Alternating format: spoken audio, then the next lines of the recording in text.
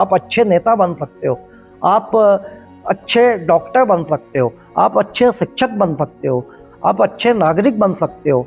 तो कहीं न कहीं आपको सबसे पहले नशे का जो सिस्टम है उसको बायकॉट करना पड़ेगा।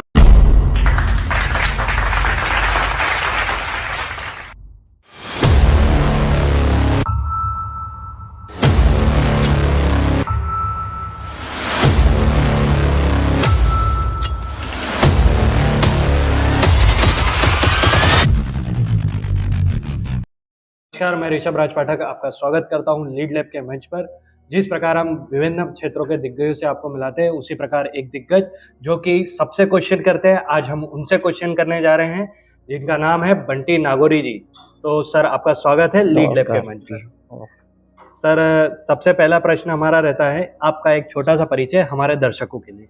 जी, मैं हूँ बंटी नागौरी और 22 सालों से पत्रकारिता कर रहा हूँ और लोगों का सहयोग, प्यार मुझे बहुत अच्छा मिलते आ रहा है और आगे तक जब तक ऐसा ही सहयोग, प्यार मिलेगा, मैं उसी तरह पत्रकारिता करता रहूँगा। सर, ये आपका परिचय तो हो गया, लेकिन आपने जो अपना नाम बनाया है पत्रकारिता के क्षेत्र में, तो वहाँ तक का सफ़र आपके बचपन से, उसका एक छोटा सा रूप हमारे दर्शकों के लिए। जी, मैं बता दूँ कि पढ़ाई करने के बाद थोड़ा बहुत नेतागिरी में मैं फील्ड में गया था, लेकिन कुछ ऐसा वक्त और ऐसा समय ने फेर किया कि हमारे जो रतलाम के एक मित्र थे सुनील सारस्वत जी, मेरे गुरु भी हैं, उनका बुरहानपुर आगमन हुआ, दैनिक भास्कर में वो आए, तो कहीं न कहीं उन्होंने मुझे पत्रकारिता के क्षेत्र में लाया और मुझे दैनिक भास्कर से जोड़ा। मुझे भी ऐसा लगा कि पत्रकारिता चैलेंज है, लेकिन इस चैलेंज को बिल्कुल हमको कबूल करना चाहिए और आगे बढ़ना चाहिए। उसी राह पे बढ़ता चला गया, आज ये मुकाम पे मैं बैठा हूँ। बिल्कुल सर। सर, हमारा अगला प्रश्न, आप एक पत्रकार हैं जो कि लोकतंत्र के चौथे स्तंभ में गिने जाते हैं, तो वो जो आपका रोल है वो एक चुनौतीपूर्ण रोल है। तो आपके जीवन की कोई चुनौती जिससे आप हताश हुए और उसका सामना करके आप अभी तक अपने सफल सफ़र पे निरंतर हैं? ये देखिए, चुनौती तो बहुत बड़ी सामने आई थी। मेरी शादी हुई और शादी के कुछ समय बाद ही पिताजी का देहांत हो गया। मुझे लगा कि क्या हो गया, अकेला हो गया, टूट गया। अब समझ में नहीं आ रही थी कि आगे कैसे बढ़ा जाए। आगे बढ़ना था, करना था, एक तो शादी का बोझ, ऊपर से पिताजी के जाने का गम। हिम्मत नहीं हारी, माँ का प्रेम, माँ का सहयोग साथ में खड़ा रहा।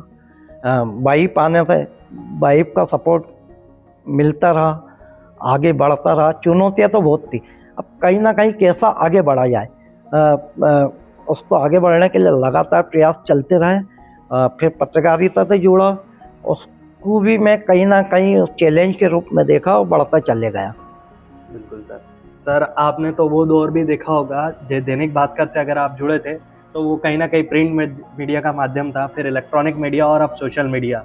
कहीं न कहीं मीडिया में भी परिवर्तन आया समय के साथ, तो तीनों मीडिया में आपको कैसा परिवर्तन आपने देखा? जी, परिवर्तन तो देखिए, पहले लोग प्रिंट मीडिया पढ़ना पसंद करते थे। सुबह उठे कि चाय पीने के पहले पेपर होना ज़रूरी था।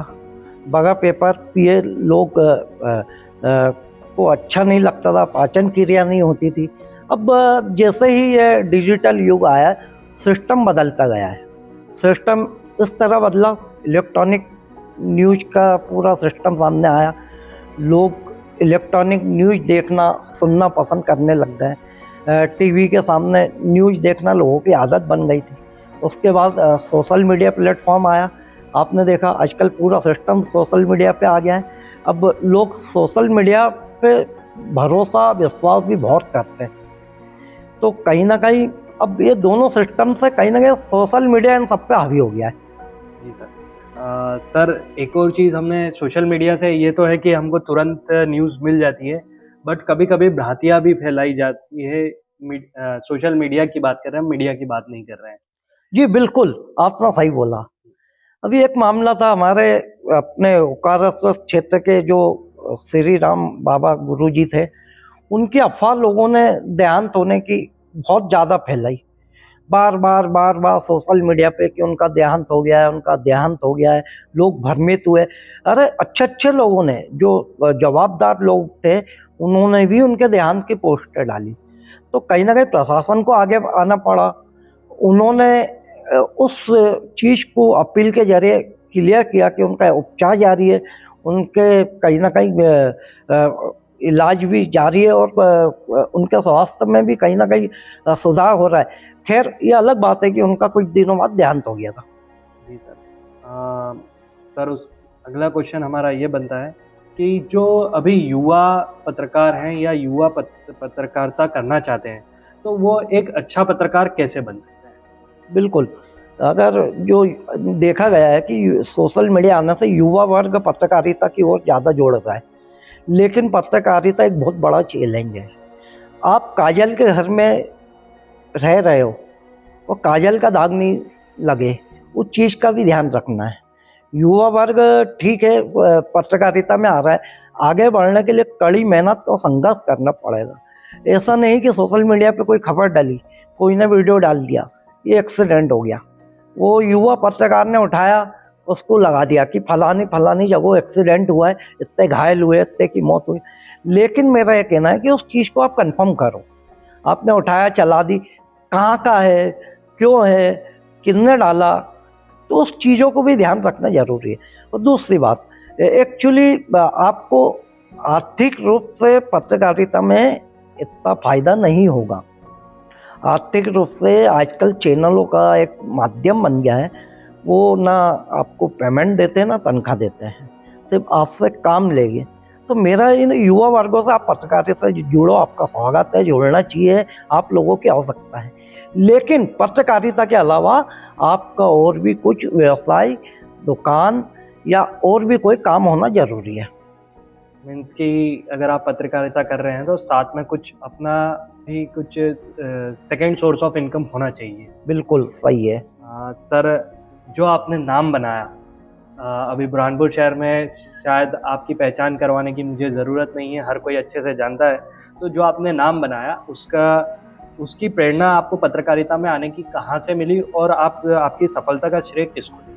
जी, मेरे को ये प्रेरणा जो सुनील सारस्वत जी, मैंने एक नाम बताया था, वो मेरे गुरु है। उन्होंने मेरे को पत्रकारिता में लाया है और उन्होंने बहुत सारी चीज़ें समझाई, पत्रकारिता के अलावा जीवन की बहुत सारी बातें समझाई। आज वो मेरे बहुत काम आ रही है। जी सर। सर एक छोटा सा मैसेज देश के युवाओं के लिए। बिल्कुल, मेरे सभी युवाओं से निवेदन है, नशे से दूर रहे। ये देखा गया है कि आज के युवा नशे की लत में उलझते जा रहे हैं।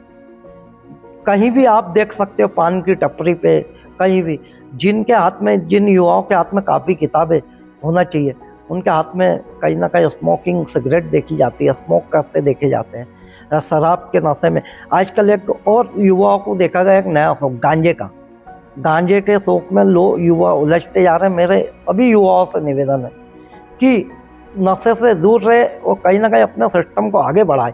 अभी बहुत आपके आगे जीवन पड़ा है, बहुत बड़ा चैलेंज है।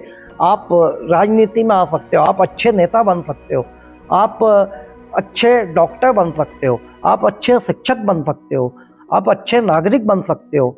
तो कहीं ना कहीं आपको सबसे पहले नशे का जो सिस्टम है उसको बाइकआउट करना पड़ेगा।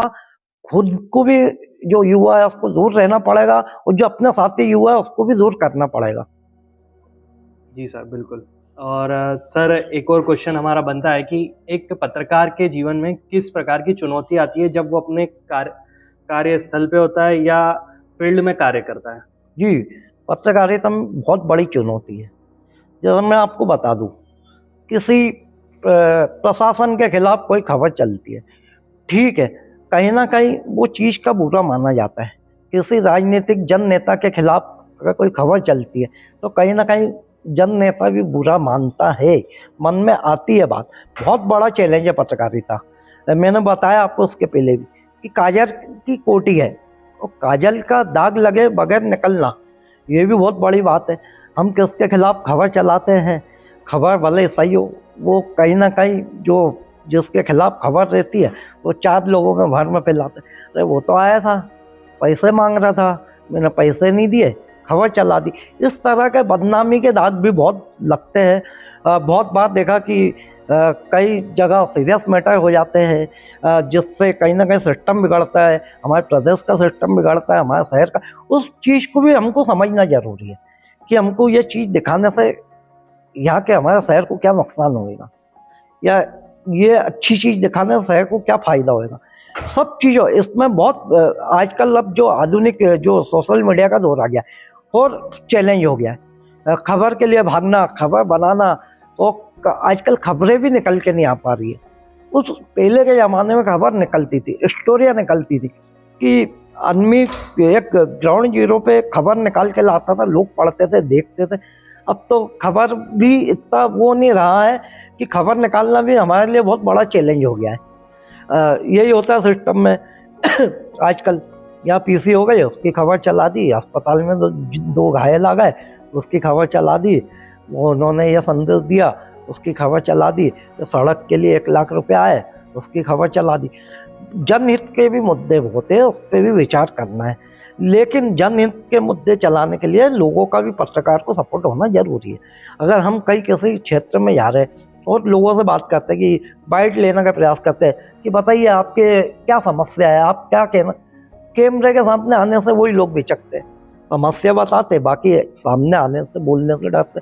मेरा लोगों से कहना है आप आइए, आपकी बात ताकत से रखिए, हम लोग खड़े हैं, हमारा काम है, हमारा सिस्टम है आप लोगों के साथ आपकी आवाज़ उठाना। बिल्कुल सर। कहीं ना कहीं बहुत सारे ऐसे जनमानस है जो कि ऑफ कैमरा तो बहुत सारी चीज़ें बताते हैं, लेकिन ऑन कैमरा आने में कहीं ना कहीं वो डरते हैं। लेकिन शायद मीडिया ही हमारा एक माध्यम है जिससे हम जवाबदार तक हमारी बात पहुंचा सकते हैं। सर, आपने जो हमारे लीड लैब के मंच के सारे क्वेश्चन थे सबका बड़े बखूबी तरीके से जवाब दिया। हमारा अंतिम प्रश्न है कि इस मंच पर आकर आपका अनुभव कैसा रहा? बहुत बढ़िया। पहली बात तो आपकी टीम को बधाई देता हूँ कि ये प्रयास आप जो हमारे शहर के, हमारे छोटे से बुरहानपुर के जो लोग हैं, वो कोई भी फील्ड में, वो ठेला वाला हो, टपरी वाला हो, वो पाइप फैक्ट्री वाला हो, वो अधिकारी हो, वो या मेरा जैसा सामान्य पत्रकार हो, सबको आप मौका दे रहे हैं। बहुत अच्छी बात है। और ऐसे ही लोगों को आप मौका दे रहे हैं, उनकी बात सामने आ रही है, उसके लिए पुनः आपकी पूरी टीम को बधाई देता हूँ। सर, हमको विश्वास है कि कहीं ना कहीं आपके इस साक्षात्कार के बाद आप अब अगर जब भी फील्ड पर जाएंगे तो जनमानस बढ़ चढ़ कर हिस्सा लेगा और आपके माध्यम से अपनी बात जवाबदार तक पहुंचाएगा। सर, आपका बहुत बहुत धन्यवाद। धन्यवाद।